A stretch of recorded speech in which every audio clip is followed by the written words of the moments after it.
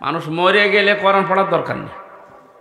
কোরআনে কারিম আল্লাহ নাজিল করেছেন জীবিত মানুষদের জন্য। তাহলে এর বক্তব্য বর্ণনা যা কিছু আছে, যতদিন জীবন আছে আপনার ততদিন লাগবে। আমি যদি কখনো তায়েফে যাই,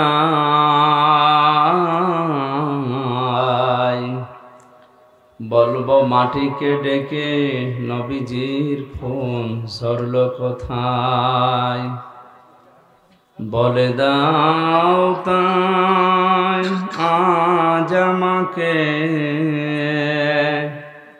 প্রতিশোধের দাবানল জ্বালাবো হেথায়। বালাগাল উলা বিকামালিহি কাশাফাত দুজা বিজামালিহি হাসনাত জামিউ খিসালিহি সাল্লু আলাইহি ওয়া আলিহি। দল মত জাতি বর্ণ ধর্ম নির্বিশেষে কোরআনে কারিম শোনার জন্য যারা এসেছি খুশি হয়ে বলছে আলহামদুলিল্লাহ। আল্লাহ রাব্বুল আলামিন বলেন, হাযা বায়ানুল লিন্নাসি ওয়া হুদাও ওয়া মাউইযাতুল লিল মুত্তাকিন।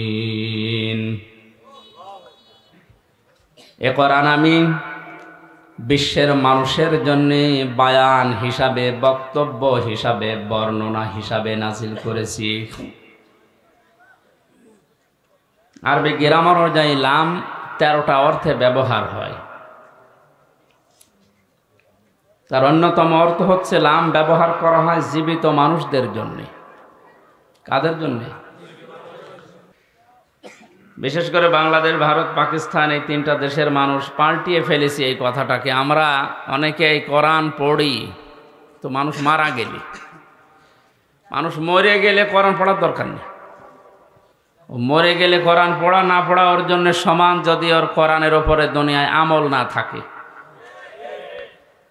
এই জন্য পড়া লাগবে, তার সামনে বোঝানো লাগবে, বক্তব্য বিবৃতি দেওয়া লাগবে ওই পর্যন্ত যতক্ষণ ওর জীবন আছে। কি আছে? এর তথ্য কোন শব্দের দ্বারা পেলাম? লামের দ্বারা। কিসের দ্বারা? এই জন্য এখন থেকে এই সিদ্ধান্ত আমাদের নেওয়া লাগবে যে আমরা কোরআন পড়বো, বোঝাবো, এর বক্তব্য বিবৃতি দেব। কাদের সামনে? জীবিত মানুষ না মৃত মানুষ? হে নবী, এ কোরআনকে আমি বর্ণনা, বক্তব্য, উপদেশ হিসাবে জীবিত মানুষদের জন্য দিয়েছি। এর ভেতরে 2টা জিনিস আছে। অহুদান, পথ নির্দেশিকা আছে। ওয়ামাউইযাতুন, উপদেশ আছে। কাদের জন্যে? লিল মুত্তাকিন, যারা ভদ্রলোক, যারা তাকওয়া অবলম্বন করেছে, যারা আল্লাহকে ভয় করে চলে।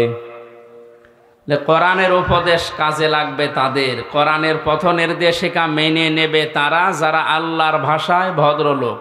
কি লোক? আমরা জানি শয়তান ভদ্র না অভদ্র? বলেন বলেন। হযরত আদম নবীকে আল্লাহ যখন সৃষ্টি করলেন, 60 হাত লম্বা, 36 থেকে 40 হাত প্রায় মোটা, সেজদা দিতে বলেছিলেন। ফেরেশতারা সবাই এক বাক্যে রাজি ছিল। রাজি ছিল না শুধুমাত্র ইবলিস, শয়তান। ওর 950 বছর ইবাদতের কারণে আল্লাহর উপরে খুশি ছিলেন। শেষ পর্যন্ত গোলামত বানিয়ে বলেছিলেন, শুধু মাথাটা নিচু করো, এইটাই সেজদা হিসাবে ধরে নেওয়া হবে। ও মাথা না দিয়ে আগে লাগিয়েছে পা।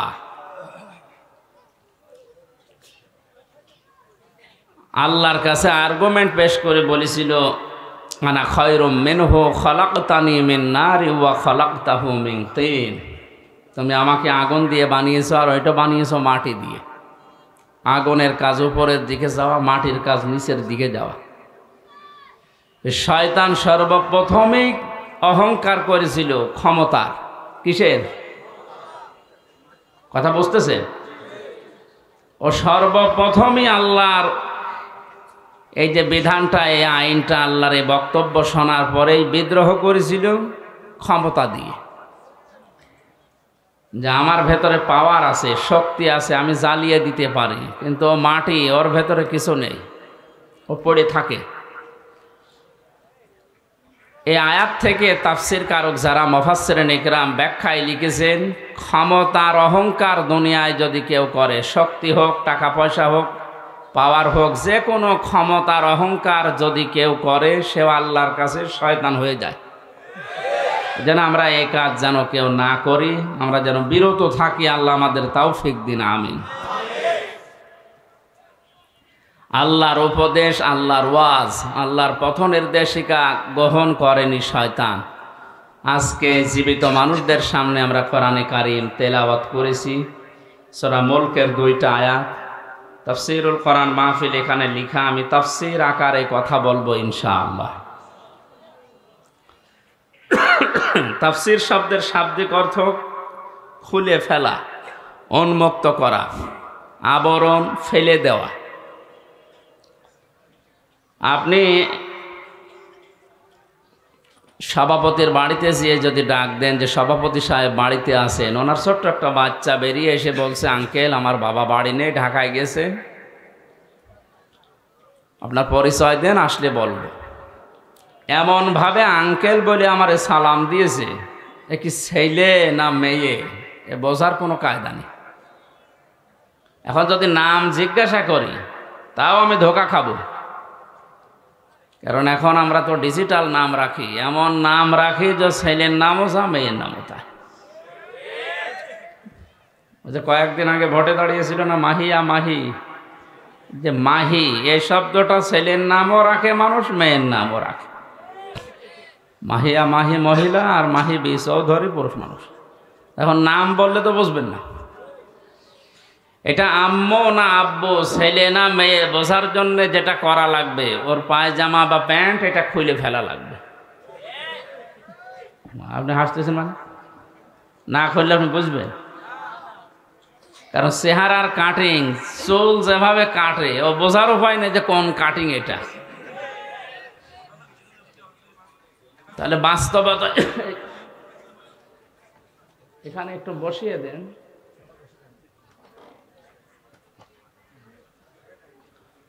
তাহলে এর যে আবরণ দেওয়া আছে, পায়জামা প্যান্ট লুঙ্গি যাই বলেন, এটা যদি খুলে ফেলেন, এবার আপনি টের পাবেন যে এটা ছেলে না মেয়ে, আম্মু না আব্বু। কথা বলেন ঠিক কিনা? কোরআনে কারীম জীবিত মানুষদের সামনে ব্যাখ্যা, বিশ্লেষণ, তাফসির যদি করা হয়, তাফসির মানে খুলে ফেলা।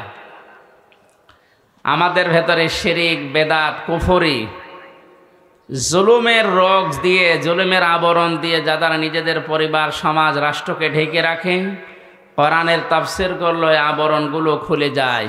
দেশের মানুষ দেখতে পায় এটা হচ্ছে শিরিককারী, এটা জুলুমকারী, এটা কুফরি, এটা বেদাতকারী। এই জন্যে ইসালে সওয়াব সহ বিভিন্ন অনুষ্ঠান যেগুলো হয় 63 দিন ব্যাপী, কোনো সমস্যা নেই। খালি ঝামেলা হয় তাফসিরুল কোরআন মাহফিল লিখলে, কারণ জানে যে তাফসির মাহফিল করলে আমি যে শিরিকের, যে জুলুমের, যে কুফরের আবরণ দিয়ে ঢেকে অন্তত চলাফেরা করছি, এ খুলে যাবে। মানুষ তখন বুঝবে এই তো 2 নম্বর। এই জন্য ঝামেলা। আপনারা এটা না লিখে ওয়াজ মাহফিল লিখে দিতেন। আল্লাহ কোরআনে যে ওয়াজগুলো দিয়েছেন আমরা ওয়াজ করতাম। তাফসিরুল কোরআন মাহফিল লিখেছেন, সুতরাং আমাকে এই পোস্টার অনুযায়ী অন্তত তাফসির করা লাগছে। আল্লাহ যেন আমাকে তৌফিক দেন, হেদায়েতমূলক কিছু কথা বলার, আপনাদেরকে শোনার তৌফিক দেন। জোরে বলেন আমিন। আমরা নবীর একটা হাদিস পড়েছিলাম। বিশ্ব নবী বলেন, কেউ যদি তার নিজের ঈমানকে পরিপূর্ণ করে নিতে চায়, কিয়ামতে সবচাইতে বেশি কাজে লাগবে যেটা, তার নাম ঈমান। তার নাম কি? আমাদের ঈমানকে যদি আমরা কমপ্লিট করে, পুরাপুরি করে আল্লাহর কাছে যেতে চাই, 4টা কাজ দুনিয়ায় করা লাগবে। কয়টা কাজ? আপনি মেলান তো, আপনি ঈমান পরিপূর্ণ করার জন্য এই 4টা কাজ করছেন কিনা। আন আবি উমামা রাদিয়াল্লাহু তাআলা আনহু قال قال النبي صلى الله عليه وسلم من أحب لله وبغض لله ومنع لله وأطاع لله فقد استكمل الإيمان। দুইটা হাদিসে আছে, বুখারী শরীফ, ইবনে মাজাহ শরীফ। আমি কথা ঘন্টাখানিক বলবো, কিন্তু শিক্ষামূলক কথা যেহেতু একটু চিন্তা ভাবনা নিয়ে শুনবেন, আর যেটা শুনবেন ওই মুহূর্ত থেকেই যেন বাস্তব জীবনে প্র্যাকটিক্যাল লাইফে আমল করতে পারি এই নিয়ত করে শুনবেন। এইটাই যদি রাজি থাকেন তাহলে হাত তোলেন, লিল্লাহে তাকবীর। অনেকে হাত তোলেনি, ঠিক আছে, অসুবিধা নেই, না মানলে আমি আর কি করব। বলিল হাক্কু মির রাব্বিকুম ফামান শাআ ফালিয়াকুম ওয়া মান শাআ ফালিয়াকফুর। হে নবী, আপনি হক কথাগুলো বলেন, যার ইচ্ছা হয় সে মানুক, যার ইচ্ছা হয় সে কুফরি করুক। ইন্না আতাদনা লিয-যালিমিনা নারা, জালেমদের জন্য আমি আগুন তৈরি করে রেখেছি। সুতরাং আমার দায়িত্ব হচ্ছে সঠিক কথাগুলো সঠিকভাবে তুলে ধরা, আর আপনার দায়িত্ব হচ্ছে ওই কথাগুলো নিয়ে বাড়ি যেয়ে চিন্তা ভাবনা করা। লাস্তা আলাইহিম বিমুসাইতির, হে নবী, আপনাকে আমি দারোগা পুলিশ করে দুনিয়ায় পাঠাইনি যে মানুষ পিটিয়ে হেদায়েত করা লাগবে, অত দরকার নেই। আমার যতটুকু দায়িত্ব আছে আমি পৌঁছিয়ে দেব। সেই কুষ্টিয়া থেকে এসেছি কোরআনের দাওয়াত নিয়ে হেদায়েতমূলক কথা বলতে। আল্লাহ কপালে যদি হেদায়েত দিয়ে থাকেন আপনি ধন্য। আর যদি আপনার মন মানসিকতা কোরআন থেকে হেদায়েত নেওয়ার মতো না থাকে, আল্লাহ জোর করে আপনাকে আল্লাহর ওলি বানাবে, আল্লাহর অত দায় পড়েনি। বিশরে হাফি আবুল বাশারের কথা আমি পড়েছি ইতিহাসে। লোকটা মদখোর ছিল, জেনা ব্যভিচার করে বেড়াত, বন্ধুদের সাথে যাচ্ছিল। হঠাৎ বিসমিল্লাহির রহমানির রহিম লেখা একটা কাগজ পেয়েছে। কাগজটা হাতে নিয়েই বারবার চমা খায়, শুধু আরবি লেখা। এই কারণে বন্ধুদেরকে ডাক দিয়ে বললেন, যাও তোমরা মদের আড্ডাখানায় যাও, ফার্স্ট কোয়ার্টারে যাও, আজকে আমি আর যাব না। দৌড় দিয়ে বাড়িতে গিয়ে মাকে ডাক দিয়ে বলে, মা দেখেন তো এই কাগজের ভেতরে কার নাম লেখা, আমি তো পড়তে পারি না, মনে হচ্ছে আরবিতে লেখা। মা কোরআনে কারিম পড়তে পারত, কাগজ হাতে নিয়ে দেখে লেখা বিসমিল্লাহির রহমানির রহিম। 19টা অক্ষর আছে আয়াতের ভেতরে। কোন মানুষ যদি সওয়াবের নিয়তে একবার বিসমিল্লাহ পড়ে 190টা নাকি আল্লাহ সঙ্গে সঙ্গে লিখে দেন। আমাদের সম্পর্ক বিসমিল্লাহর সাথে। কিসের সাথে? বিসমিল্লাহর বাইরে যদি কারো সম্পর্ক থাকে, আপনি তার সাথে সম্পর্ক রাখলে মরবেন। বাশারের মা চোখের পানি ফেলে দিয়ে ডাক দিয়ে বলে, রব্বুল আলামিন, তুমি কি আমার বাশারকে কবুল করেছো নাকি? বলে, কোথায় পেলে কাগজ? পথের মাঝে চলতে গিয়ে পেয়েছি। কি লেখা আছে? বাশারের মা বলে, বাবা, এর ভেতরে তোমার ওই প্রভুর নাম লেখা আছে যিনি তোমাকে বানিয়েছেন। আল্লাহর 3টা নাম লেখা। বাশার ডাক দিয়ে বলে, মা, আমার আল্লাহর নাম, আমার সৃষ্টিকর্তার নাম এখানে লেখা, কোথায় রাখলে সম্মান বাড়বে বলেন তো? মদ খেতে যাওয়া, জেনা করতে যাওয়া যে টাকাগুলো আজকে আমি আর খরচ করিনি, এই টাকা আজকে আমি আর মদ খেতে যাব না। বাজারে গিয়ে মকমলের কাপড় কিনেছে, আল্লাহর এই 3টি নাম করে সুন্দর করে বেঁধেছে, মাথার উপরে রেখে সারাদিন তাকে রেখে সারা রাত পাহারা দিচ্ছে। আল্লাহর নাম কেউ যেন ক্ষতি করতে না পারে। হঠাৎ তার ঘুম এসে গেছে। ঘুমের ভেতরে কে যেন ডাক দিয়ে বলছে, বাশার, পথের মাঝখান থেকে তুলে এনে আমার নামকে যেভাবে সম্মান দিলে, আমিও তোমার নামকে আজকে সাধারণ মানুষের ভেতরে আর না, আমার বিশেষ বিশেষ বান্দাদের সাথে আমার কোরআনে কারিমের আয়াতকে সম্মান দেওয়ার কারণে তোমার নামটা আমার বিশেষ বান্দাদের সাথে লিখে দিলাম। শুধুমাত্র বিসমিল্লাহ শরীফকে সম্মান দেওয়ার কারণে মহান আল্লাহ তার এই মনের দিকে তাকিয়ে কোরআনে কারিমের মাধ্যমে তার হেদায়েত দিয়ে এমন জায়গায় পৌঁছিয়েছিলেন বাশার বিশরে হাফি তিনি মস্ত বড় আল্লাহর অলি পর্যন্ত হয়েছিলেন। আজ এই ময়দানে যারা কোরআনে কারিম আমরা শুনতে এসেছি, আপনার যদি মন তৈরি না হয় যে আমি ভালো হব, কোরআন থেকে হেদায়েত নেব, আর আল্লাহ জোর করে আপনাকে হেদায়েত দেবে, আমার আল্লাহর অত দায় পড়ে নাই। এখানে গুরুত্বপূর্ণ আর একটা কথা কয়েক মিনিটে বলি। মানিত্তাবাল হুদা বিগাইরিল কোরআন আদাল্লাহুল্লাহ। এই ভালো করে শুনে, আল্লাহর নবী বলেন, এটা মুসলিম শরীফের হাদিস, কোন মানুষ যদি কোরআন বাদ দিয়ে পৃথিবীর কোন জায়গায় হেদায়েত পাওয়ার জন্যে, ভালো হওয়ার জন্যে যায়, আল্লাহ নিজে দায়িত্ব নিয়ে তাকে গোমরা বানিয়ে দেয়। আলেম নেই এখানে? আল্লাহ নবী দল্লা শব্দ দিতে পারতেন, আদল্লা দিয়েছেন। দল্লা শব্দের শাব্দিক অর্থ হচ্ছে নিজেই নিজেকে পথ ভ্রান্ত করা, নিজেই পথ হারিয়ে ফেলা। আর আদল্লা শব্দের বাবে ফাল থেকে আসার কারণে বাংলা অর্থ দাঁড়াবে আপনি নিজে হয়তো ভালো হওয়ার নিয়তে গিয়েছিলেন, কিন্তু কোরআনে কারিম, কোরআনের কর্মসূচি, কোরআনের নিয়ম নীতি সেখানে ছিল না। এই জন্যে আল্লাহ নিজে দায়িত্ব নিয়ে আপনাকে আল্লাহ নিজে আরো খারাপ বানিয়ে দেবে। এই হাদিস থেকে বাস্তব যেটা আমার এই চোখে ধরা পড়ছে, কোরআনে কারিম যেই দলে নেই, কোরআনে কারিম যেই দরবারে নেই, কোরআনে কারিম যেই পীরের কাছে নেই, ওখানে যদি কেউ ভালো হওয়ার নিয়তেও যায়, আল্লাহ নিজে তাকে খারাপ বানাবে। এই জন্য আদল্লা শব্দ দিয়েছেন। হেদায়েত দেওয়ার একচ্ছত্র মালিকানা নবীজির। কার? বলেন বলেন। তিনি যদি বলেন যে আমি তোকে নিজে গোমরা করে দেব, পথ ভ্রান্ত করে দেব, পথ ভ্রষ্ট করে দেব, কক্সবাজারবাসী বলেন কে আপনাকে হেদায়েত দিয়ে জান্নাতের পথ দেখাবে? বলছে আল্লাহ।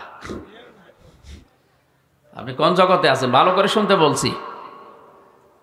শাব্দিক অর্থ এটা বাবে ইফাল থেকে আসার কারণে আদাল্লাহুল্লাহ, আল্লাহ নিজে দায়িত্ব নিয়ে, তিনি ফাইল, এখানে তিনি কর্তা, নিজে দায়িত্ব নিয়ে আপনাকে গোমরা বানাবে, খারাপ বানাবে। আরো আগে যদি বিড়ি না খেতেন, যেখানে কোরআন নেই ওখানে গেলে আপনি বিড়ি খাবেন।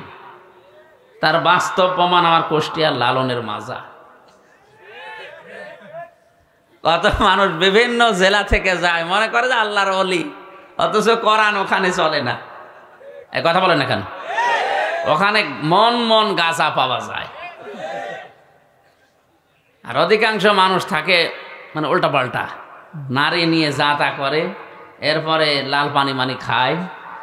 একবার রাত 9টার সময় যে দেখি একজনকে দুধ খাওয়াচ্ছে। বললাম ভাই কি করেন? এর গায়ে তো কোনো পোশাক আশাক নেই। তো হুজুর পোশাক নেই তাতে কি, এ আল্লাহর ওলি, এর ভেতরে মাল আছে। মাল যা আছে সব তো দেখা যাচ্ছে।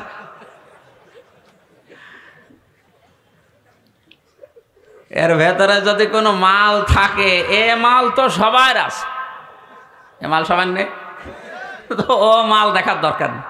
নতুন কোনো মাল যদি থাকে ওইটা দেখা। দেখেন এখানে কোরআনের নিয়ম নীতি থাকলে একটা মানুষ, যেখানে হাঁটুর উপরে কাপড় তোলা একজন পুরুষের জন্য নিষিদ্ধ, হারাম, আর উলঙ্গ হয়ে প্রায় বসে আছে, আর ওরে দুধ খাওয়ায় আর মনে করে আল্লাহর ওলি। এখানে কোরআন আছে? বলেন বলেন। অথচ মানুষ যারা যায় ভালো হওয়ার নিয়তে, অনেকে যায় যে আল্লাহর ওলির দরবারে যাচ্ছে, যাওয়ার পরে দেখা যায় আরো খারাপ হয়। আগে যদি বিড়ি না খেত এখন বিড়ি খায়, আগে গাঁজা খেত না এখন গাঁজা খায়।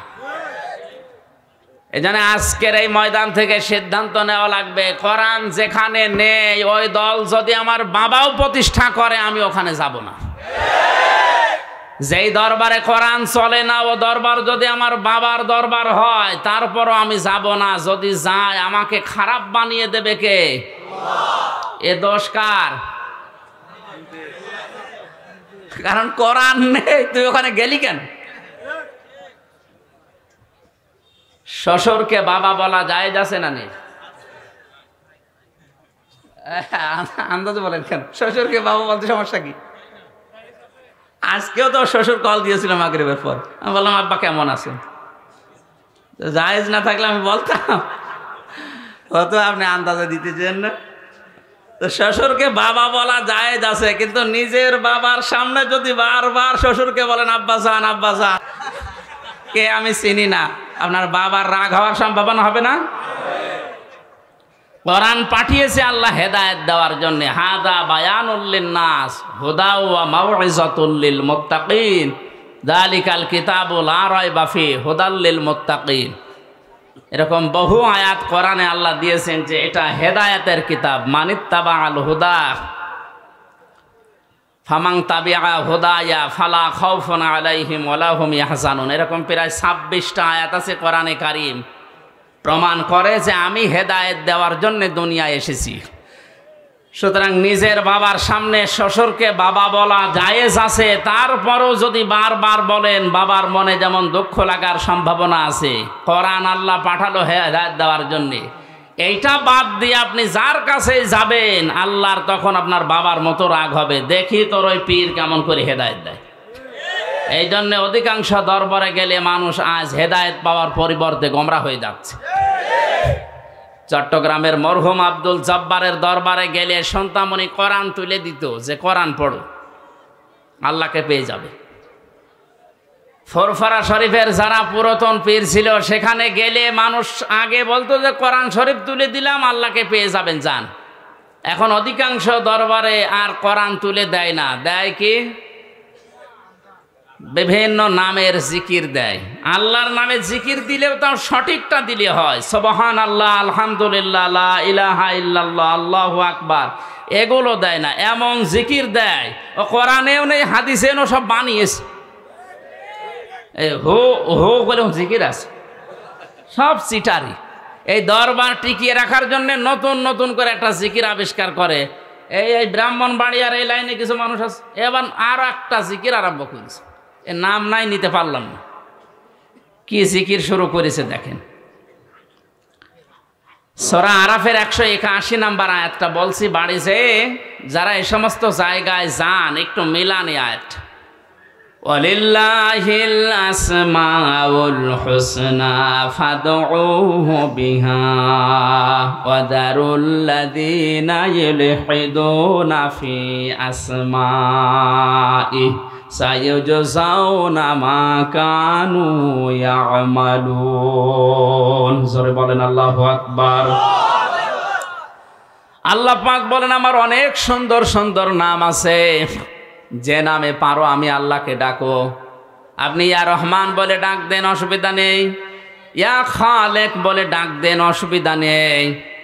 কিন্তু সাবধান, আমি আল্লাহর নামকে উলট পালট করে এলহাদ করে আমার নামকে পরিবর্ধন করে কাটছাট করে তোমরা ডেকো না। কে বলছেন বলেন তো? আল্লাহর এই ওয়াজ শোনার পরেও যদি কেউ হো হো ইয়ালি বাবা, শালি বাবা, বিভিন্ন বাবার নামে জিকির করে, ও হেদায়েত পাওয়ার পরিবর্তে আল্লাহ ওরে নিজে আরো গোমরা করে দেবে। সুতরাং সিদ্ধান্ত যদি নিতে পারেন যে আজকের তাফসীর থেকে যেটা শুনবো আমি মেনে নেব, তাহলে কোরআন আপনাকে পথ দেখাতে পারে। সে ক্ষমতা কোরআনের আছে না? কোরআনে ক্ষমতা নেই? আর যদি আপনার এরকম সিদ্ধান্ত হয় যা শুনি এক কান দিয়ে শুনবো আর এক কান দিয়ে বের করে দেব, কিয়ামত পর্যন্ত এখানে ওয়াজ হলেও আপনার কিছু হবে না। এরকম ওয়াজ শোনার জন্য এসেছেন না।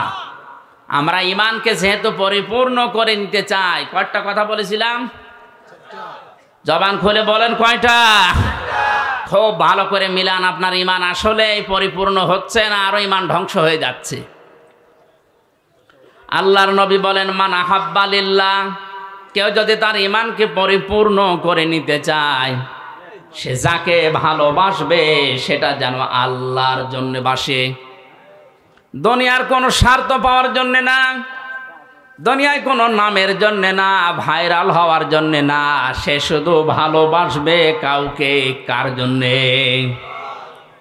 আমাদের আজ এইটা কিন্তু দিন দিন কমে যাচ্ছে।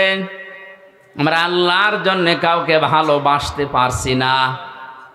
ওয়াবগাদা লিল্লাহ, কাউকে যদি কেউ ঘৃণা করে, কাউকে যদি কেউ ছেড়ে দিতে চায়, সে যেন অবশ্যই আল্লাহর জন্য ছেড়ে দেয়।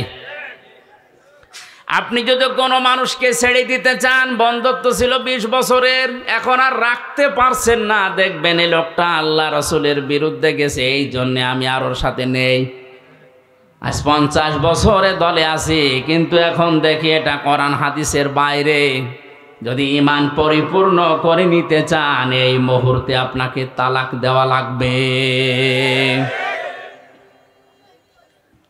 ওয়া তাআ লিল্লাহ, কাউকে কিছু যদি দেন, দান করেন, হাদিয়াও দেন, এটা শুধু আল্লাহর জন্য দেওয়া লাগবে। আজ আমরা অনেক কিছু দিতেছি, দান করছি, কিন্তু সব দলীয়করণ এই লাইনে চলে গেছে। আমি যে ঈমান পরিপূর্ণ করে নেওয়ার জন্য আল্লাহর জন্য দেব, এই মন মানসিকতা আমাদের নষ্ট হয়ে যাচ্ছে। অমানা আলিল্লাহ, আপনি যদি নিষেধ করেন কাউকে দিতে, কাউকে দেবেন না, এইটাও হওয়া লাগবে শুধুমাত্র আল্লাহর জন্যে। নবীজি বলেন কথাগুলো যদিও ছোট ছোট, এই 4টা কথা যাদের মগজ আছে মাথায়, তামাম দুনিয়া দেখবেন এর ভেতরে লুকিয়ে আছে। আমার তো মনে হয় এই 4টা কথায় নবীজি যা জানাতে চেয়েছেন, আমার যতদিন হায়াত আল্লাহ দিয়েছেন, আমি এই 4টা পয়েন্টের উপরে যদি কথা বলি, আমার জীবনই শেষ হয়ে যাবে। সব এর ভেতরে আছে। আপনি কাউকে ভালোবাসবেন আল্লাহর জন্যে, কাউকে ঘৃণা করবেন আল্লাহর জন্যে, কাউকে দান করবেন আল্লাহর জন্যে, দান করা থেকে বিরত থাকবেন আল্লাহর জন্যে, তাহলে দুনিয়ার থাকে কি? এই 4টা গুণ যদি কেউ অর্জন করে, নবীজি বলেন ফাকাদ ইস্তাকমালাল ঈমান। এই আরবি গ্রামার যারা জানে, ফা ব্যবহার হয় 19টা অর্থে। কয়টা? এর 13 নাম্বার কায়দাতে আছে, বালাগাত মান থেকে দেখবেন। এই ফা ব্যবহার করার নিয়ম হচ্ছে, আগের যে বর্ণনা নবীজি করছিলেন বা আপনি করছিলেন, এই কথাগুলো যদি কেউ মেনে নেয়, তাহলে পরের কথায় ফা দিয়ে গ্যারান্টি দেওয়া হচ্ছে। এরপরে আবার কদ আছে, কদ মানে নিশ্চয়, অবশ্যই। নবীজি বলেন ফাকাদ ইস্তাকমালাল ঈমান। এই 4টি গুণ যদি কেউ দুনিয়ায় অর্জন করে, ও যেন ওর ঈমানকে পরিপূর্ণ করে নিল। জোরে বলেন আল্লাহু আকবার। আমি সহ যারা শুনলাম, এখন থেকে এই হাদিসটার উপরে যেন আমল করতে পারি, নবীজি আল্লাহ তাওফিক দিন। জোরে বলেন আমিন। সূরা মুলক থেকে 2টা আয়াত পড়েছি, জবান খুলে তাফসীর শোনার নিয়তে। শয়তান যদি আশপাশে থাকে যেন চলে যায়। বলেন আউযু বিল্লাহি মিনাশ শাইতানির রাজিম। বিসমিল্লাহির রহমানির রহিম। তাবারাকাল্লাযী বিয়াদিহিল মুলক ওয়া হুয়া আলা কুল্লি শাইইন কাদির। আল্লাযী খালাকাল মাউতা ওয়াল হায়াতা লিয়াবলুয়াকুম আইয়ুকুম আহসানু আমালা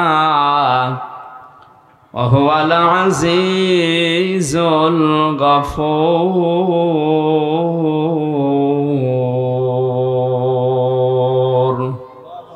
সাদাকাল্লাহুল আযীম। সূরা মুলক কোন সূরা? বলেন বলেন। মুলক শব্দের শাব্দিক অর্থ বলার দরকার নেই, এ ঝামেলা। আমরা সূরার অর্থের দিকে যাচ্ছি। তাবারাকা বরকতময়, আল্লাযী ওই সত্তা, বিয়াদিহিল মুলক যার হাতে ক্ষমতা। এই আয়াত পড়লে এই সূরাটার ভেতরে 30টা আয়াত আছে। কয়টা?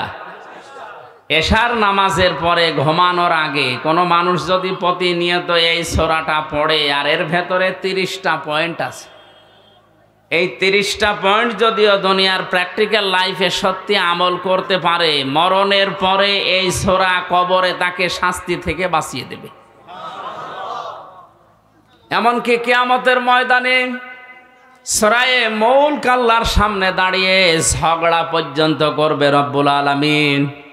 তোমার এই বান্দা তার প্র্যাকটিক্যাল লাইফে আমাকে আমল করেছিল, আমাকে কাজে পরিণত করেছিল, সুতরাং আমি তোমাকে বলছি তোমার এই বান্দাকে তুমি মাফ করে দাও, নয়তো তোমার কোরআন থেকে আমারে কেটে বাদ দিয়ে দাও।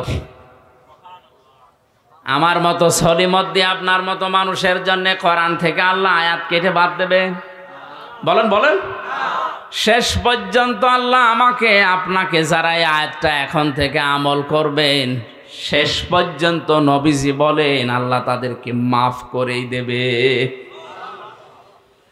কি আছে এই সূরার ভেতরে? যেহেতু 30টা আয়াত আমরা 2টা পড়েছি, অন্তত 2টা পর্যন্ত দেখি কি আছে। বরকতশালী করুণাময় ওই আল্লাহ যার হাতে রাজত্ব ক্ষমতা, এটা যদি কেউ বিশ্বাস করে সে জীবনেও একথা আর বলতে পারবে না ক্ষমতার উৎস জনগণ। তাকে কথা বলা লাগবে, মুখেও বলা লাগবে, বিশ্বাসও করা লাগবে ক্ষমতার একচ্ছত্র মালিকানা আল্লাহর। তাবারাকা শব্দ দিয়ে আল্লাহ আয়াত শুরু করলেন কেন? যতগুলো তাফসীর আমি দেখেছি মুফাসসিরিন ইকরাম জানিয়েছেন, যত রকমের দোষ দুনিয়ার মানুষ আল্লাহকে দিতে পারে, সব দোষ থেকে, সব আয়েব থেকে আমার আল্লাহ নিজেকে আগেই মুক্ত ঘোষণা করছেন। পৃথিবীর অনেকে আল্লাহর নামে দোষ দিয়েছে, আল্লাহর সন্তান আছে, এই জন্যে আল্লাহ তাদেরকে কাফের ঘোষণা দিয়েছে, তারা খ্রিস্টান। অনেকে আল্লাহর স্ত্রী আছে, আল্লাহর পুত্র আছে, কথা বলার কারণে আল্লাহ তাদেরকেও কাফের বলে ঘোষণা দিয়েছে, তারা ইহুদি। আজ মুসলমান নামধারী অনেকের ভেতরেই এই ধারণা বদ্ধমূল হয়ে আছে। ইহুদি খ্রিস্টানরা সরাসরি আল্লাহকে সন্তান স্ত্রী আছে এই দোষ দেয়। আমরা নামধারী মুসলমানেরা হয়তো আল্লাহর সন্তান আছে, স্ত্রী আছে, এ কথা বলি না, কিন্তু বলি আল্লাহর সাথে আমার বাবাও আছে। কবরে যে লোকটা শুয়ে আছে এর উপরে এত বেশি বিশ্বাস করে মানুষ, মনে হয় আল্লাহ ওর থেকে অনুমতি নিয়ে তারপরে কোনো কাজ করবে। যে সমস্ত বিষয়ে মানুষ আল্লাহর সাথে শিরিক করতে পারে, তাকে দোষ দিতে পারে, সব রকমের অক্ষমতা, দুর্বলতা, সব রকমের দোষ থেকে, আয়েব থেকে আমার আল্লাহ নিজেকে মুক্ত ঘোষণা দেওয়ার পরেই এমন একটা শব্দ দিয়েছেন, বিয়াদিহিল মুলক, আমি আল্লাহর কুদরতি হাতে দুনিয়ার সব ক্ষমতা। হুয়া আলা কুল্লি শাইইন কাদির, সব কিছুর ওপরে আমি আল্লাহরই ক্ষমতা চলে। আপনার 3.5 হাত বডি, এইটার উপরেও আপনার ক্ষমতা চলে না। আপনার নাক আপনার কথা শোনে না, আপনার এই হাতও আপনার কথা মতো চলে না। বলেন কেমন করে পায়খানায় যান? যে যদি বলেন আমি কিন্তু এ দেশের মন্ত্রী, কোনো দুর্গন্ধ যেন আমার নাকে না আসে, নাক বলবে বেটা যদি বাঁচতে চাস আগে আমার চেপে ধর। কথা বলছে না কেন? নাকও আপনার কথা শোনে না। আপনার শরীরের অঙ্গ প্রত্যঙ্গ গুলোই তো শুনছে না। এমনকি কিয়ামতের ওই কঠিন ময়দানে অঙ্গ প্রত্যঙ্গ যারা আল্লাহর আইনের বিরুদ্ধে ব্যবহার করেছে, এগুলো তাদের বিরুদ্ধে সাক্ষ্য হয়ে দাঁড়াবে। জোরে বলেন নাউজুবিল্লাহ। আল্লাহ রাব্বুল আলামিন বলেন, আল-ইয়াওমা নাখতিমু আলা আফওয়াহিহিম ওয়া তুকাল্লিমুনা আইদিহিম ওয়া তাশহাদু আরজুলুহুম বিমা কানু ইয়াকসিবুন। সূরা ইয়াসিনের 5 নম্বর আয়াতে আছে, কিয়ামতের দিন আল্লাহ মানুষের মুখের উপরে মোহর লাগিয়ে দেবে, সেলাই করে দেবে। হাত আল্লাহর সাথে কথা বলবে। আইদিহিম দিয়ে আল্লাহ শুধুমাত্র এই হাত বোঝাননি, হাত মানে বিভিন্ন রকমের হাত দুনিয়ায় মানুষের চলতে গেলে থাকে। কথা বলে না, কত রকমের হাত দুনিয়াতে আপনি ব্যবহার করেন। কেউ এই হাত ব্যবহার করছে, কেউ টাকা পয়সার হাত ব্যবহার করে, কেউ ক্ষমতার হাত ব্যবহার করে। দুনিয়ায় যে হাত ব্যবহার করে আপনি আল্লাহর বিরুদ্ধে, মানবতার বিরুদ্ধে অবস্থান নিয়েছিলেন, কিয়ামতের দিন ওই হাতগুলো আপনাকে আল্লাহর বিরুদ্ধে সাক্ষী দেওয়ার জন্য, আপনার বিরুদ্ধে আল্লাহর কাছে সাক্ষী দেওয়ার জন্য দাঁড়াবে।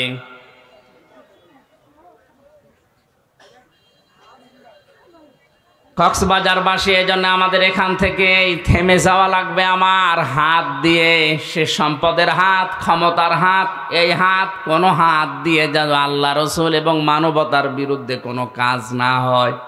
আজকে হয়তো অনেককেই দেখতে পাচ্ছি, কিন্তু চোখ বন্ধ করার পরে আমার সাথে থাকা দূরের কথা, কেউ আমার সাথে থাকতেও চাইবে না। কোরআনে কারীম জানিয়েছে, ওয়াকুল্লুহুম আতিহি ইয়াউমাল কিয়ামাতি ফারদা। সূরা মরিয়মের 95 নম্বর আয়াতে আছে, কিয়ামতে প্রত্যেকটি মানুষকে আল্লাহ তার নিজের কাছে ডাকবেন, স্রেফ একা একা। কয়জন করে বলেন বলেন? সুতরাং বিভ্রান্তি যদি কেউ ছড়ায়, কিয়ামতে অনেকে হাজার হাজার মুরিদ নিয়ে উঠবে, এটা পুরা মিথ্যা কথা, এই আয়াতের সাথে সাংঘর্ষিক। কোন মানুষ যদি বলে কিয়ামতে আমার অমক বাবা লক্ষ কোটি মুরিদ নিয়ে আসবে স্লোগান দিতে দিতে, এটা মিথ্যা কথা। আল্লাহর কোরআন জানিয়েছে কিয়ামতে প্রতিটি মানুষ উঠবে। কয়জন করে বলেন বলেন?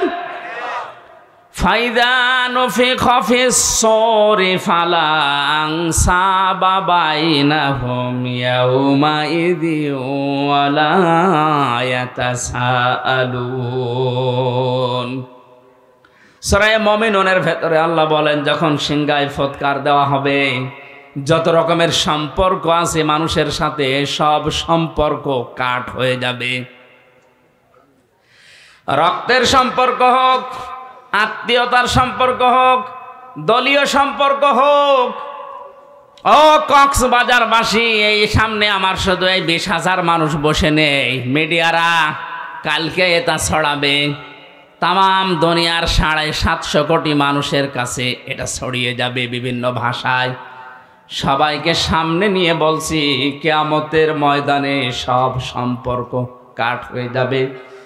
ওয়ালা ইয়াতাসালুন, এমনকি কেউ কারো সম্পর্কে কোনো প্রশ্ন করার সুযোগ পাবে না। পরিচয় থাকলেও পরিচয় দিতে চাইবে না, ভুলে যাবে। এই জন্য আমার এখনই সাবধান হওয়া দরকার। আজকের এই মাহফিলে সচেতন হওয়ার জন্যই দিয়েছে। আল্লাহ যেহেতু সব কিছুর উপরে ক্ষমতাবান, তার দিকে ভরসা আমারে ঠিক ওই পরিমাণ করা দরকার। কথা বলেন ঠিক কিনা? আমার বাস্তব জীবনের কথা বলছি। আমার 2টা মেয়ে আছে, একটা 10 বছর, একটা এই 3.5-4 বছর। বড়টাকে আমি ওপরের দিকে ভাবে ছুড়ে মারলে ও কান্নাকাটি করে, আর ছোটটারে ওপরে তুললে ও যত উপরে তুলতে চায় তত আরো হাসে। বড়টা জানে যে আমার বাবা যদি ওপরে আমারে ছুড়ে মারে, আমারে ধরতে পারবে না, পড়ে গেলে আমার লাগবে, আমার ব্যথা লাগবে।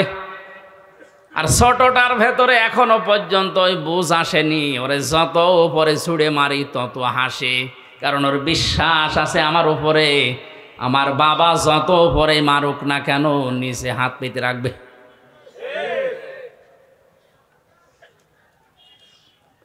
এই যে আলা করলে সাজ্জিন কাদির, সব কিছুর উপরে আল্লাহর ক্ষমতা চলে। আল্লাহর উপরে তাহলে কিভাবে ভরসা করা দরকার। আমার মেয়ে ফারিহা জান্নাতের মতো ভরসা আমার উপরে যেভাবে করে, ওই ভরসাও এখন আমাদের আল্লাহর উপরে নেই। আল্লাহ রাব্বুল আলামিন এতক্ষণ তার ক্ষমতার কথা, ভরসার কথা, দোষ ত্রুটির মুক্তির কথা বলছিলেন। এই যে বিয়াদিহিল মুলকের ভেতরে লক্ষ লক্ষ কথা তাফসিরে আছে, হঠাৎ করে আল্লাহ আলোচনার ধরন পাল্টিয়ে ফেললেন। তার ক্ষমতার কথা, নির্দোষের কথা, পৌত পবিত্রর কথা, এগুলো বলতে বলতে আল্লাহ সব পাল্টিয়ে আলোচনার ধরন পাল্টিয়ে দিয়ে বললেন, এবার মানুষের জীবন এবং মৃত্যু সংক্রান্ত ভয়ঙ্কর দুইটা তথ্য আল্লাহ দিয়েছেন। জবান খুলে বলেন, আল্লাযী খালাকাল মাউতা ওয়াল হায়াতা লিয়াবলুয়াকুম আইয়ুকুম আহসানু আমালা ওয়াল আজিজুল গফুর।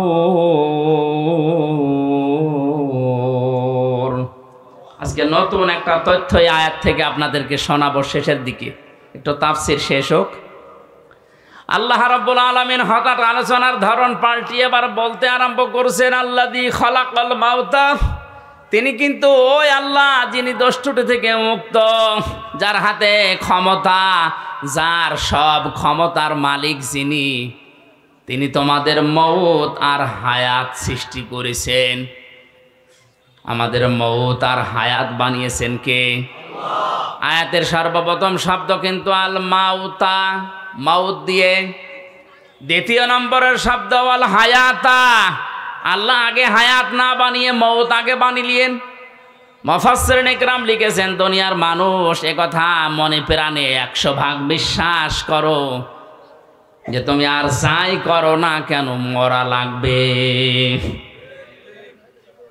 পৃথিবীতে বহু নাস্তিকের জীবনী আমি পড়েছি, সালমান রুশদি সহ ডক্টর আহমেদ শরীফ, কত নাস্তিক যারা আল্লাহকে পর্যন্ত বিশ্বাস করেনি, কিন্তু এই কথা তারা বিশ্বাস করে বলতে বাধ্য হয়েছে যে মরা লাগবে।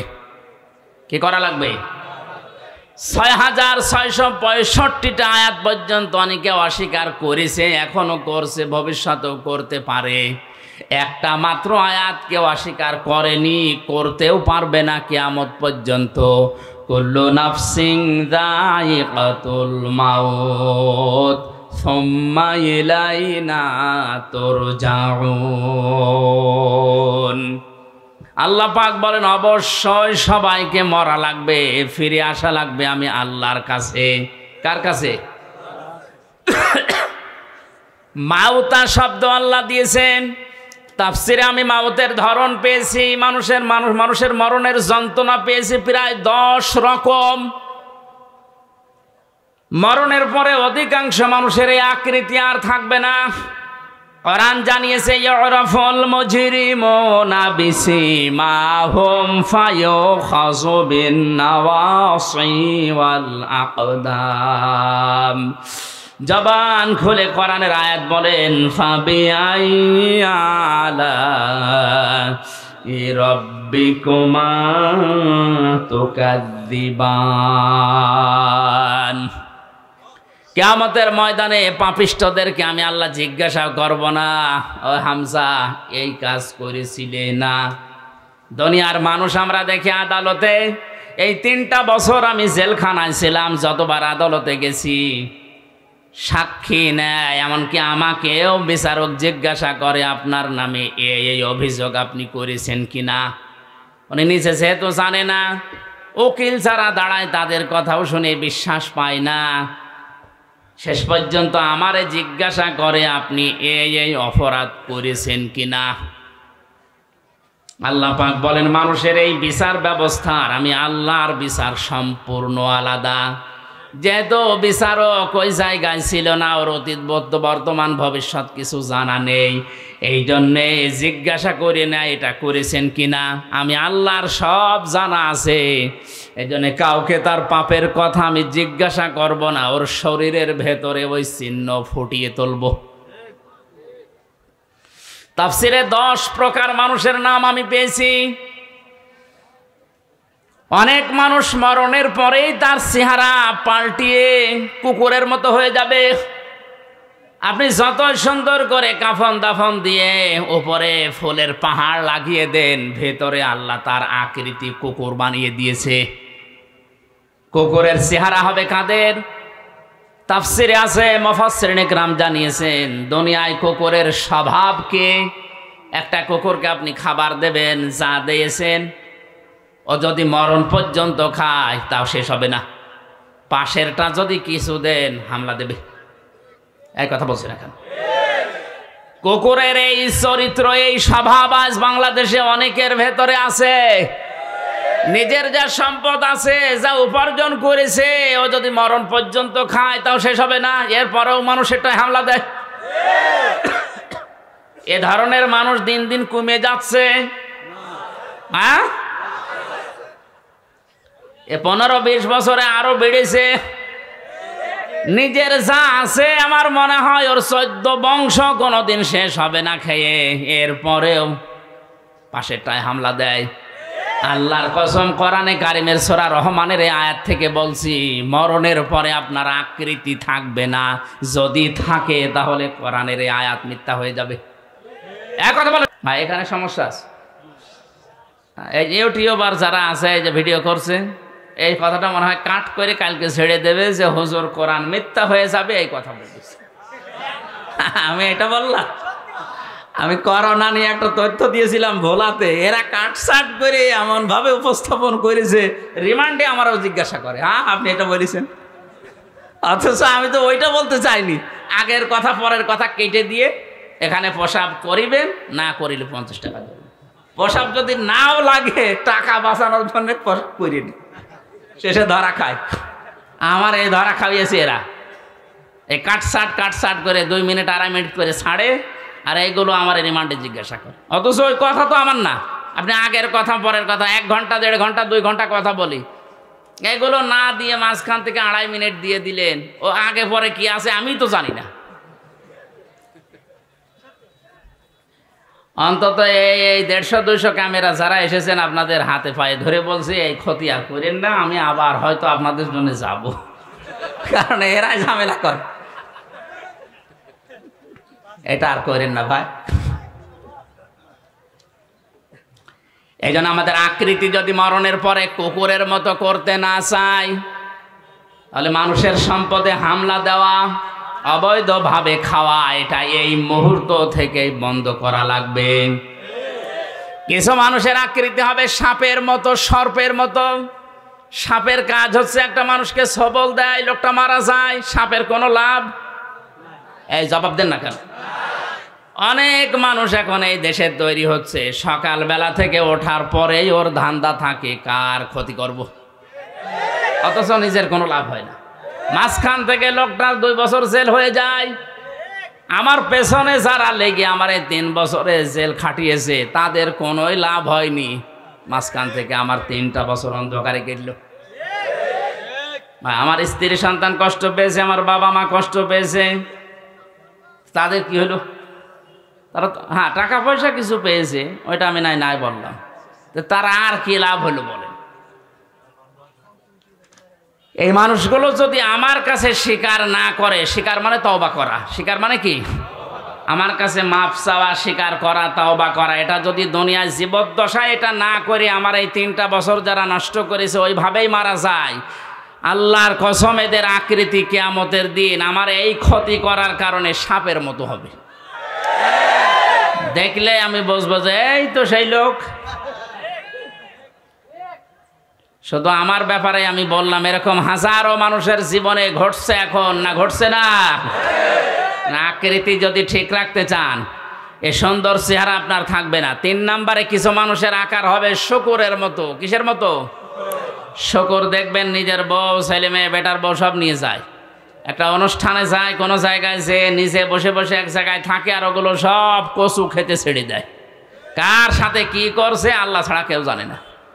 কত মানুষের চরিত্র আজ তাকান, নিজের বউ যদি সুন্দর হয় দিশাই পায় না করবে কি, আরো সুন্দর করে সাজায়, মানুষকে দেখায় যে জিনিস আমার আছে, জিনিস আছে, আপনি নিজে দেখেন, মানুষ দিয়ে দেখানোর দরকার কি?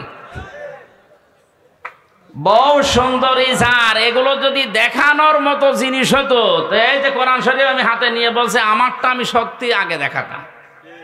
আপনার যদি আমার বউ একেবারে কম সুন্দর তা না। রিমান্ডে একটা কথা তো বলতে নেই, রিমান্ডে আমার বিয়ের একটা ছবি ছিল মোবাইলে, ছবি উল্টাতে উল্টাতে বলছে, হ্যাঁ হুজুর আপনার এই মোবাইলে পূর্ণিমার ছবি। পূর্ণিমা মানে পূর্ণিমা আমি কোথায় পাবো? এই যে এটা আমার বউ।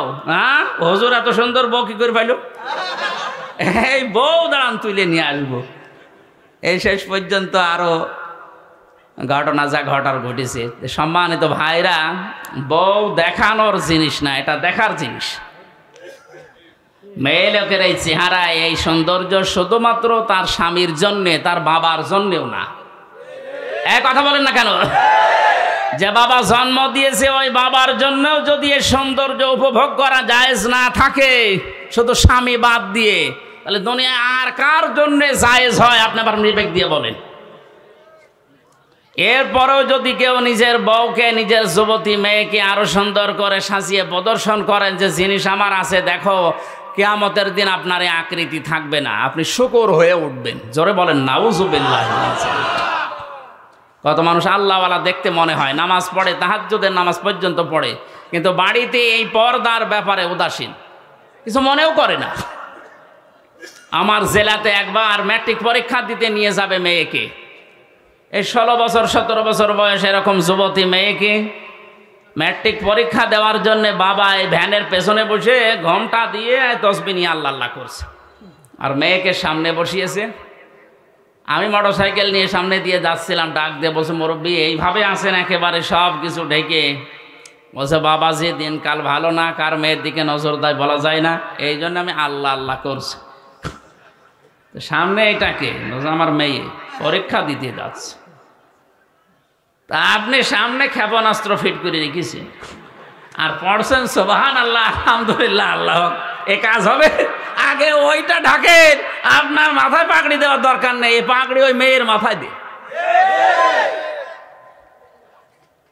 এই জন্য আকৃতি যদি শুকুরের মতো করতে কেউ না চান, এই মুহূর্তে নিজের বউকে, নিজের বোনকে, বেটার বউকে, নিজের মেয়েকে পর্দার ভেতরে নিয়ে আসেন।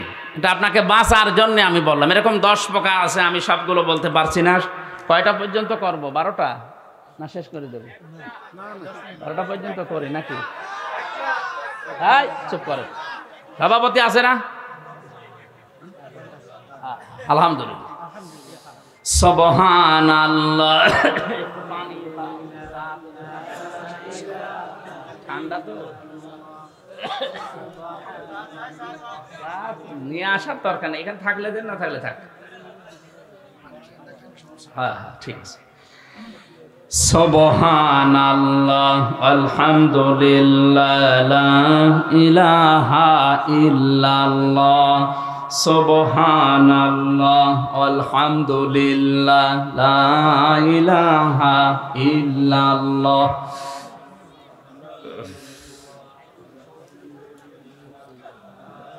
আমি জিকির করতে বললাম নাকি খাজা বাবা বলতে বলছি? আপনারা তো পুরুষ মানুষ, মহিলা প্যান্ডেল আছে না, ওই জায়গায় যদি যে বলতাম যে জিকির করেন, ওরা এমন আওয়াজ দিত, এটা তো 3 গুণ আওয়াজ হইতো। আমি তো মহিলা প্যান্ডেলের জিকিরে চট্টগ্রাম বিভাগে বিভিন্ন জায়গায় হয়, এগুলো দেখেছি। জিকির করতে বললাম, আপনারা যে কায়দা জিকির করছেন, এখানে পুরুষ মানুষ আছে তো? দেখেন তো আগে, দেখেন কি হলো, দেখেন না কেন? পুরুষ নেই, জিকির করেন সুবহানাল্লাহ।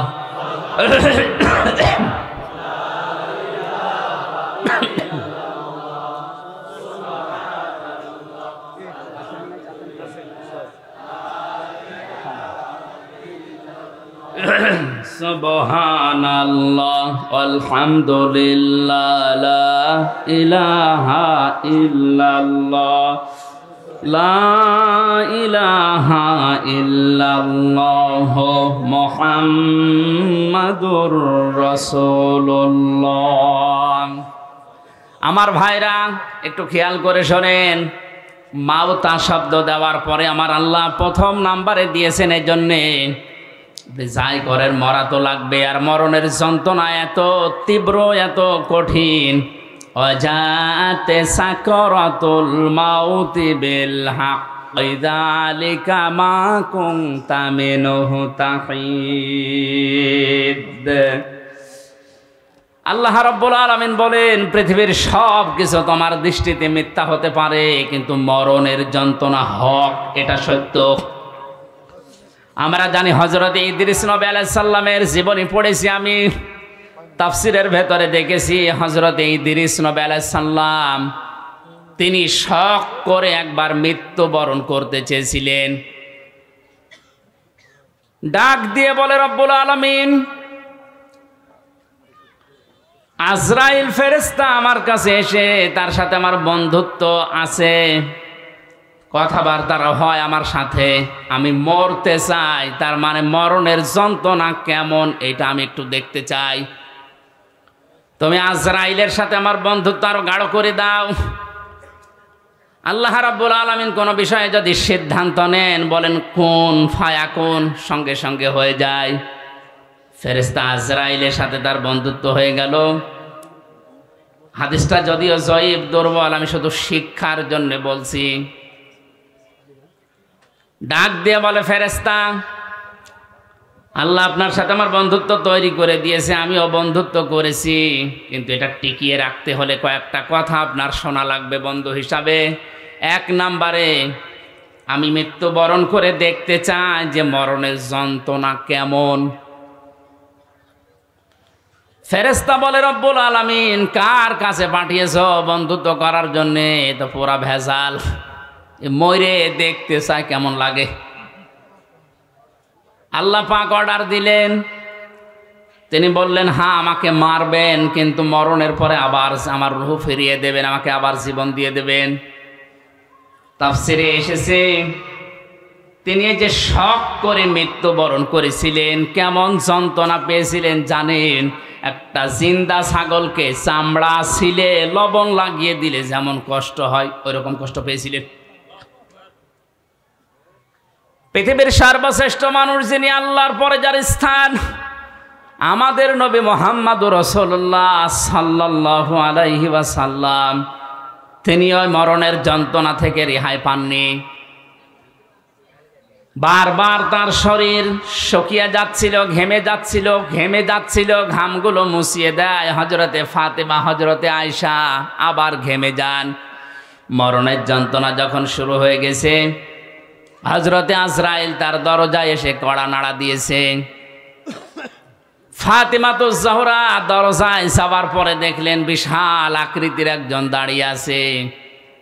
ভয়ে দৌড় দিয়ে বাবার কাছে আসলেন, ডাক দিয়ে বলে, বাবা, এমন একটা মানুষকে দেখলাম জীবনে এর আগে আমি দেখি নাই।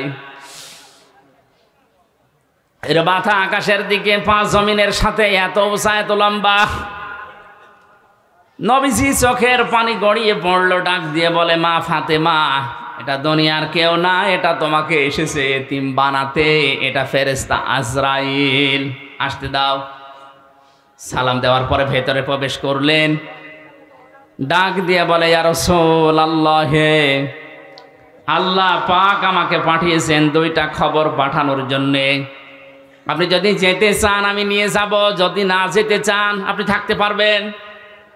নবীজি বললেন, আজরাইল, আমি যদি থাকতে চাই কতদিন থাকতে পারবো? ফেরেশতা বলে, হ্যাঁ আপনি যতদিন ইচ্ছা ততদিন থাকতে পারবেন। তারপরে কি? মরা লাগবে। তারপরে কি? কারণ হচ্ছে আল্লাযী খলাকাল মাউতা, আল্লাহ সর্বপ্রথম বানিয়েছেন মউত। আপনি আল্লাহর প্রিয়, আল্লাহর বন্ধু, আল্লাহর দোস্ত, আল্লাহর হাবিব, সব ঠিক আছে। আপনি যতদিন থাকতে ইচ্ছা করেন ততদিন থাকতেও পারবেন, কিন্তু ফাইনাল কথা, মরা লাগবে। নবীজি বললেন, আজরাইল, মরাই যদি লাগে তাহলে নশ্বর দুনিয়ায় থেকে আমার আর লাভ নেই। মহান আল্লাহ যদি আমার অপেক্ষায় অপেক্ষমান থাকে তাহলে আমাকে নিয়ে চলো। আজরাইল বলেন, আমি শুধু হাতটা তার বুকের উপরে রাখলাম। বিশ্বনবী ডাক দিয়েই বললেন, আজরাইল, তাড়াতাড়ি তোমার হাত আমার বুকের ওপর থেকে সরাও, মনে হচ্ছে উহুদ পাহাড় আমার বুকের ওপরে রেখে দিয়েছো। কক্সবাজারবাসী বলে,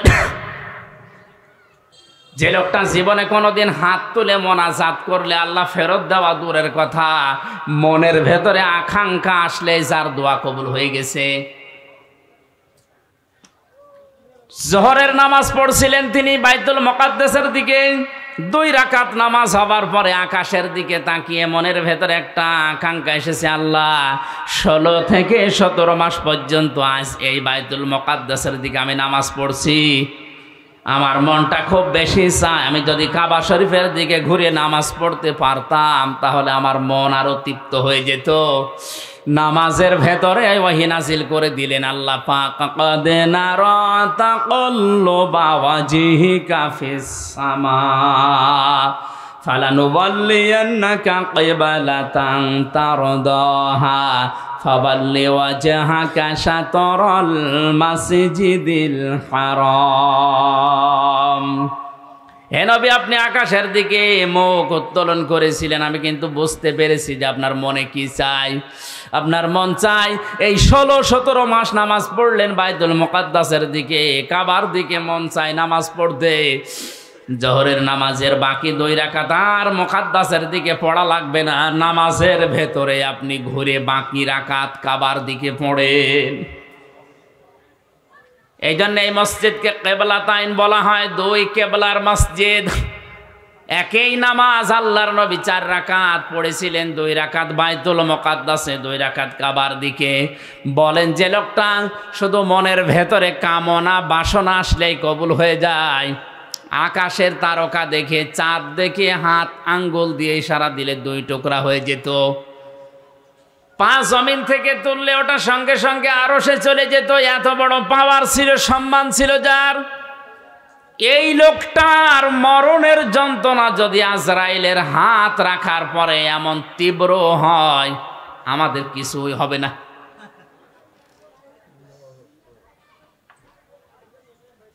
হযরত ঈসা আলাইহিস সালামের ঘটনা আমি তাফসিরে বাইজাবের ভেতরে পড়েছি।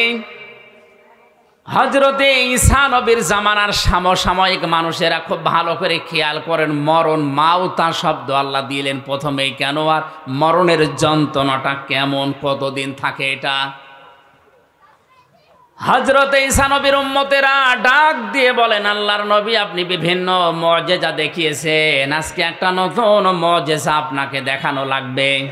এটা একটা পুরাতন কবরস্থান, এখান থেকে যদি আপনি একটা লাশ উত্তোলন করে জীবিত করে তার মুখ থেকে সাক্ষী নিতে পারেন যে লা ইলাহা ইল্লাল্লাহ ঈসা রুহুল্লাহ, তাহলে আপনার উপর আমরা সবাই ঈমান আনবো।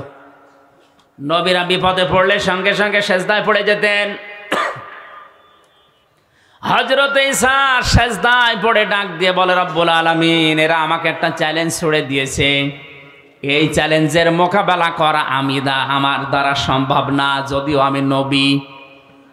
তোমার সাহায্য লাগবে এখন, মেহেরবানি করে এদের হেদায়েত দেওয়ার উসিলায় হলেও তুমি আমাকে সাহায্য করো, পাঠাও।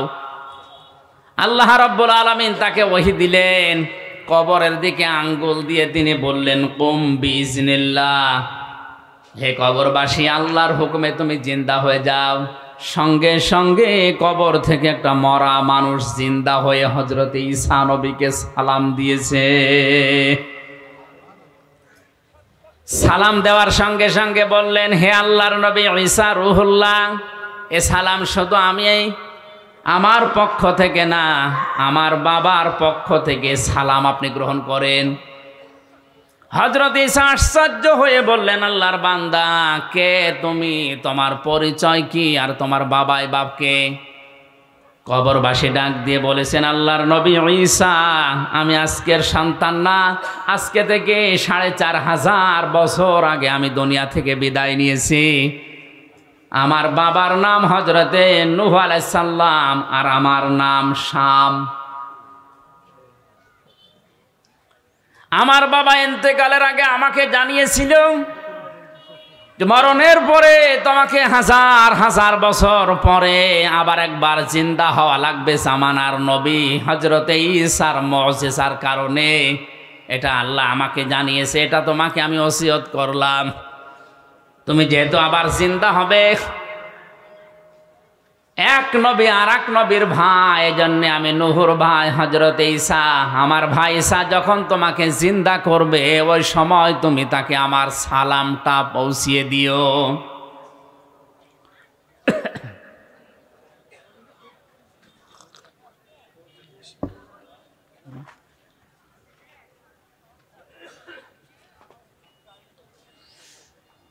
হযরত ঈসা রূহুল্লাহ আশ্চর্য হয়ে বললেন, শাম, তুমি ৪৫০০ বছর কবরে আছো, কিছু আশ্চর্য কথা আমার একটু শোনাও। শাম বলে, ঈসা রূহুল্লাহ, হে আমার চাচা যান, কারণ এক নবী আর এক নবীর ভাই, এই হিসাবে আপনি আমার বাবার ভাই, আপনি আমার চাচা। আপনাকে আমি দুটা সত্য কথা আমার জীবন থেকে শোনাচ্ছি। তাফসিরে বাইজাবি মুফাসসির লিখেছেন, ১ নম্বরে তিনি বলেছিলেন, আল্লাহর নবী ঈসা আমার চাচা। মরণের সময় হযরতে আজরাইল যখন আমাকে তাড়া করছিল, আমার রূহটাকে যখন চাপতে চাপতে শেষ পর্যন্ত আঙ্গুলের মাথা দিয়ে বের করছিল, আমি এমন কষ্ট পেয়েছিলাম ওই সময়, যে যন্ত্রণা আমি অনুভব করেছিলাম, যে তীব্র যন্ত্রণা। ৪৫০০ বছর এই কবরে পড়ে আছি, এখন ওই যন্ত্রণা আমার শরীর থেকে যায়নি, এখনো ব্যথা করে।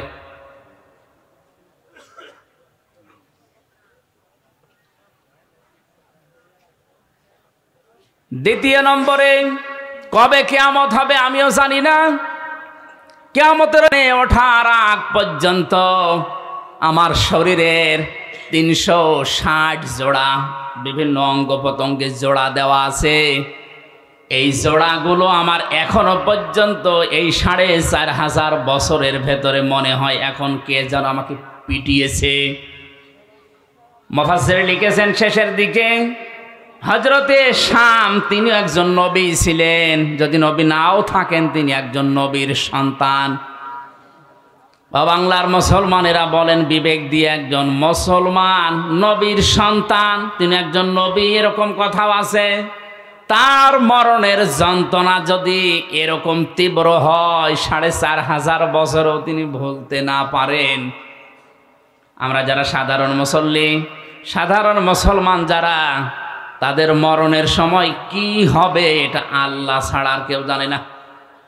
এই জন্য এই মরণের যন্ত্রণা থেকে কেউ যদি রেহাই পেতে চায়, নবীজি ওই সময় আজরাইলকে বলেছিলেন, ভাই, মরণের যে যন্ত্রণা সব আমার বুকের ওপরে তুমি এখনই শুরু করে দাও, কিন্তু আমার এতিম উম্মতদেরকে তুমি কিছু বলবা না। আজরাইল বলেছিলেন, না, এটা কথা দিতে পারলাম না, কিন্তু একটা কথা আপনাকে আমি দিতে পারি।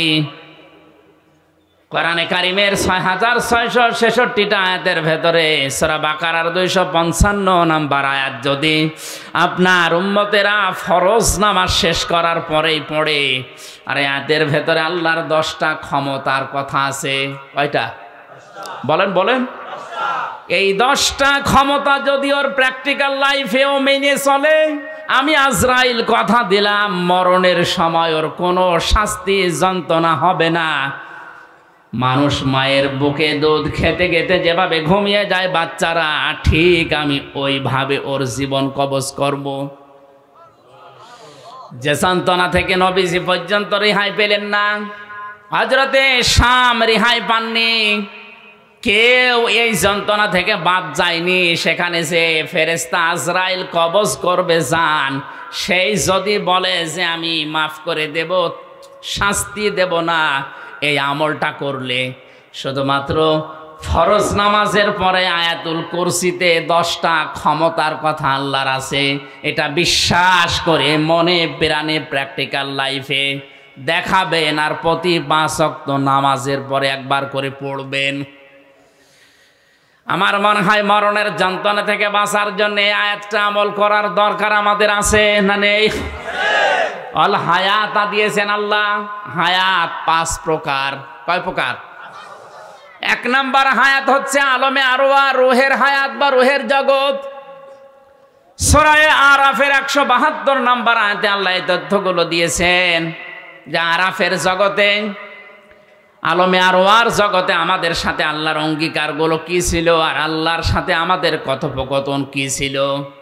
2 নম্বর হায়াত হচ্ছে হায়াত আলমে বতুন, মায়ের পেটের জগৎ, 6 মাস থেকে 10 মাস 10 দিন পর্যন্ত। এখানে একটা ছোট্ট নিখুঁত তথ্য আছে, আলেমদেরকে বলছি।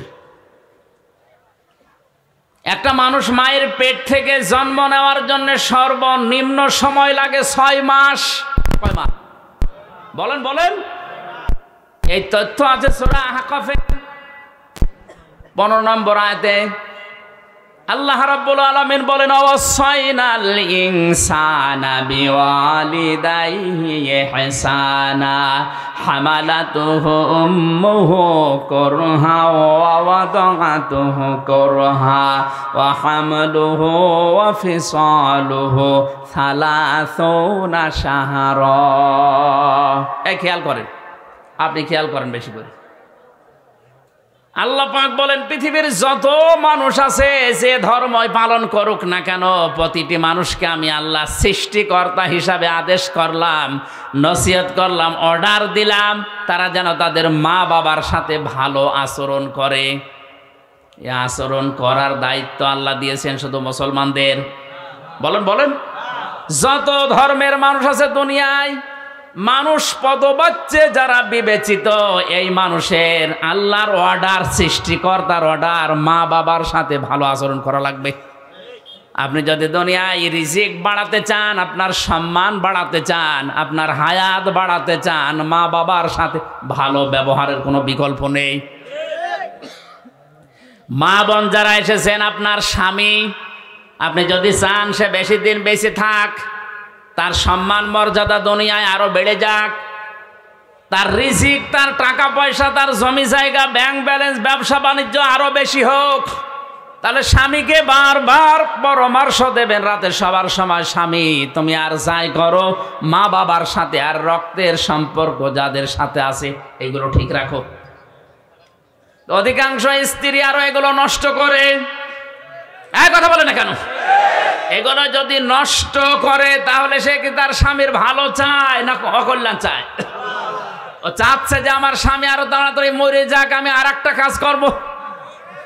ওর সম্মান মর্যাদা দরকার নেই, ওর টাকা পয়সা রিজিক আর দরকার নেই। এটা হাদিস। কোন স্বামীর যদি সম্মান মর্যাদা, তার রিজিক, তার হায়াত বেড়ে যাক, এটা স্ত্রী চায়, সে যেন অবশ্যই অবশ্যই পরামর্শ দেয়, স্বামীকে বলে, স্বামী তুমি যাই করো, মা বাবার সাথে ভালো আচরণ করো। আশা করছি মা বোনেরা আমাদের দিকে তাকিয়ে হলেও এটা করবে। যদি না করে বুঝবেন আপনার বউ চায় যে আপনি মরেন। যে স্ত্রীর কারণে আপনি মা বাবার সাথে খারাপ আচরণ করতে বাধ্য হন, আপনার হায়াত কমে যাচ্ছে, আপনার সম্মান মর্যাদা থাকলেও আল্লাহ নষ্ট করে দেবে। আমার মূল কথা ছিল, আল্লাহ পাক বলেন, ব্যাখ্যা দিয়েছি এইটা ভালো ব্যবহার করবা, কারণ হচ্ছে তোমার মা তোমাকে কষ্টের পরে কষ্ট সহ্য করে পেটে বহন করেছে। সালাসোনা শাহরা, 30 মাস। কয় মাস? 30 মাস বহন করে। বলেন বলেন। ওয়া হামলুহু ওয়া ফিসালুহু সালাসোনা শাহরা। এই যে মাঝখানে ওয়া আছে, তোমাকে দুধ পান করিয়েছে, পেটে বহন করিয়েছে, সব মিলে 30 মাস। আমরা জানি মানুষকে দুধ পান করানো লাগে মায়ের স্তন থেকে সর্বনিম্ন 2 বছর। কয় বছর? সূরা বাকারার 233 নম্বর আয়াতে আছে এটা। والوالدات يرضعن أولادهن حولين كاملين لمن أراد أن يتم الرضاعة।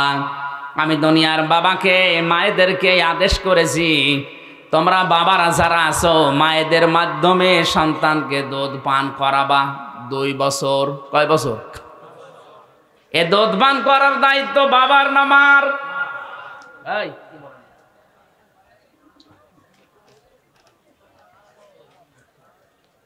ইয়ারদিউনা আওলাদাহুন্না হাওলাইনি কামিলাইনি ইউতিম্মার রাদা। শব্দটা মোজারে, মুয়ান্নাস না, এটা হচ্ছে মোজাক্কার শব্দ। পুরুষের জন্য আল্লাহ ব্যবহার করেছেন। এই আয়াত দ্বারা বোঝা যায় দুধ পান করার দায়িত্ব বাবার। বাবা টাকা পয়সা খরচ করে হলেও মাকে দিয়ে এই দায়িত্ব পালন করাবে। মা যদি দুধ পান না করায় মায়ের গোনা হবে না। বাবা যদি টাকা পয়সা দিয়ে খরচ করে হলেও সন্তানকে বাঁচিয়ে রাখার জন্য মাকে দিয়ে দুধ পান করায়, এটা বাবার দায়িত্ব। মা দায়িত্বটা পালন করে দেয় টাকা পয়সা না নিয়ে, এটা আমাদের উপর ইহসান। আমার ভাইরা, আমি ইতিম্মার ব্যাখ্যাটা এখন যাচ্ছি না। আমার শব্দটা 2 বছর বাদ চলে গেল, 24 মাস, 30 মাসে আর কয় মাস থাকে বলেন বলেন? মুফাসসিরিন ইকরাম লিখেছেন একটা মানুষকে কমপক্ষে মায়ের পেটে থাকা লাগবে সর্বনিম্ন 6 মাস। বিজ্ঞানে আয়াত গবেষণা করে জানিয়েছে 6 মাসের আগে কোনো সন্তান যদি দুনিয়ায় আসে, ওটা তার বাবার বৈধ সন্তান না, ওইটা হচ্ছে অন্য বাবার দেওয়া। বলে ওইটা কি? জারজ। বলেন না কেন? বলেন বলেন। সূরা কলমের 13 থেকে 17 পর্যন্ত এখানে প্রায় 13টা গুণ, 9টা গুণ আছে। যারা যারো সন্তান দুনিয়ায়, এদের 9টা গুণ আল্লাহ এখানে দিয়েছে। পৃথিবীতে যারা যারো সন্তান, তাদের 9টা গুণাবলী আছে। 1 নম্বরে গুণাবলী, এরা কোরআন বিরোধী। বাংলাদেশ সমাজ, বিশ্বে যারা সত্যি সত্যিই কোরআনের আলোচনা বিরোধী, কোরআন বিরোধী, এদের জন্ম আল্লাহ ছাড়া আর কেউ জানে না। ওর মাও যদি বলে না এটা আমারই, আমার বিশ্বাস হবে না। এজন্য আপনার জন্ম হয়তো ঠিক আছে, কোরআনের বিরুদ্ধে যে নিজের জন্ম খারাপ করবেন, এমন কপাল পোড়া আপনি হবেন। আপনি থেমে যান।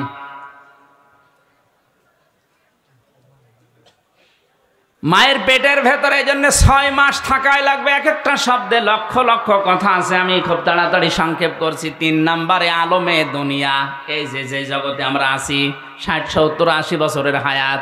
4 নম্বরে আলমে বারজাখ, কবরের জগৎ। 5 নম্বরে আলমে আখেরাত, আখেরাতের ওই জগৎ। আল্লাহ পাক বলেন, হামাও তার হায়াত বানিয়ে দুনিয়ায় পাঠিয়েছি খেলা করার জন্য না, লিয়াবলুয়াকুম আইয়ুকুম আহসানু আমালা। আমি দেখতে চাই তোমাদের ভেতরে কে ভালো কাজ করে আসতে পারো। আল্লাহ কিন্তু বেশি কাজ চাননি, তিনি চেয়েছেন ভালো কাজ। কি কাজ? এজন্য আমাদের হায়াত আর মওত বাড়ানোর উদ্দেশ্য আল্লাহর, যেহেতু ভালো কাজ আমাদের কাছে চান। ভালো কাজ করার জন্য 4টা শর্ত লাগে। কয়টা? বলেন বলেন। 1 নম্বরে ভালো কাজের শর্ত হচ্ছে ওর ভেতরে ইখলাস লাগবে। 2 নম্বরে নিয়ত করা লাগবে, খাঁটি খালেস নিয়ত হওয়া লাগবে। 3 নম্বরে ধৈর্য থাকা লাগবে। 4 নম্বরে ওই কাজ করতে হলে আপনাকে এলেম অর্জন করা লাগবে, জ্ঞান লাগবে। ভালো কাজ হওয়ার জন্য শর্ত কয়টা? আরো জোরে বলেন বলেন। 1 নম্বরে এলেম, 1 নম্বরে, 2 নম্বরে ধৈর্য, 3 নম্বরে খালেস নিয়ত, 4 নম্বরে ইখলাস। উল্টা পাল্টা করে হলো অসুবিধা নেই। 4টা শর্ত যদি না থাকে, ও কাজ বেশি হতে পারে কিন্তু এটা ভালো কাজ না। দুনিয়াতে সব চাইতে বড় ভালো কাজ কোনটা, ওটা বলবে আমির হামজা। কে বলবে? বলেন বলেন। আল্লাহ রাব্বুল আলামিন সব চাইতে ভালো কাজ কোনটা, ওইটা কোরআনে কারিমে জানিয়েছে। আমি এক কথাই বলছি, ইয়া আইয়ুহাল্লাযীনা আমানু হাল আদুল্লুকুম আলা তিজারাতিন তুনজিকুম মিন আযাবিন আলীম। ইমানদারেরা, তোমাদেরকে আমি একটা ব্যবসার কথা দালালাত করব না, বলে দেব না, যে ব্যবসা করলে জাহান্নামের আগুন থেকে তোমরা মুক্ত হয়ে যাবে। তো উমিনুনা বিল্লাহি ওয়া রাসূলিহি ওয়া তুজাহিদুনা ফি সাবিলিল্লাহ বিআমওয়ালিকুম ওয়া আনফুসিকুম। এ পর্যন্তই শেষ। একটু ভালো করে খেয়াল করবেন, ভালো কাজ কোনটা, ওইটাকে আমির হামজা বলছে না আল্লাহ বলছে? তোমরা বিশ্বাস করবে আল্লাহর প্রতি, রাসূলের প্রতি, আর এই বিশ্বাসের দাবি অনুযায়ী জান আর মাল দিয়ে আল্লাহর দ্বীনকে জমিনে কায়েম করার জন্য জিহাদ করা লাগবে। এটা ভালো কাজ কে বলছেন? যালিকুম খায়রুল লাকুম, এইটাই ভালো কাজ। এইটাই বলেন বলেন, এইটাই ভালো কাজ। আল্লাহ রাসূলকে আমরা যারা বিশ্বাস করি, এই দাবি অনুযায়ী জান আর মাল যাদের আছে, আমাদের একটাই টার্গেট হওয়া লাগবে, কি করে আল্লাহর জমিনে আল্লাহর দিন কায়েম হয়। এইটাই ভালো কাজ। ইন কুনতুম তা'লামুন, যদি তোমরা জানো। আল্লাহ পর্যন্ত বলে শেষ করে দেননি। আল্লাহ রাব্বুল আলামিন বলেন হুয়াল আজিজুল গফুর, আমি কিন্তু আজিজ, আমি গফুর। আজিজ কাদের জন্যে আর গফুর কাদের জন্যে? আজিজ হচ্ছে আমি আল্লাহ তাদের জন্যে যারা এই ভালো কাজটা শোনার পরেও দুনিয়ায় করে না, তাদের জন্য আমি শক্তিশালী, আমি মহাশক্তিধর। তারা আমার শক্তি সম্পর্কে জানে না। তাদের রক্তের ভেতরে 5 প্রকার ক্যান্সার আমি আল্লাহ দিতে পারি, যে কোনো এক প্রকার লাগিয়ে দিলে ওর বাহাদুরি শেষ হয়ে যায়। আমি কিন্তু আজিজ, আমি কি 2 নাম্বারে আমি গফর। আমি কাদের জন্য গফর? আল্লাহর জমিনে আল্লাহর দিন কায়েম করতে গিয়ে যদি ভুল ত্রুটি হয়েও যায়, আপনার কর্মপদ্ধতি যদি ভুলও হয়ে যায়, আপনার কাজ কারবার যদি কোনো ত্রুটিপূর্ণ থাকেও, আমার আল্লাহ গফর নামের খাতিরে মাফ করে জান্নাতে দিয়ে দেবেন। আল্লাহ এই আয়াত দুটা বাস্তব জীবনে আমাদের আমল করার তৌফিক দিন, আমিন। বারাকাল্লাহু লানা ওয়া লাকুম ফিল কোরআনিল আযীম। মোনাজাতটা করছি মুসাফির অবস্থায় করে যান। আল্লাহুম্মা আমিন। ربنا ظلمنا أنفسنا وإن لم تغفر لنا وترحمنا لنكونن من الخاسرين। রব্বুল আলামিন মধ্যম কুতুবদিয়া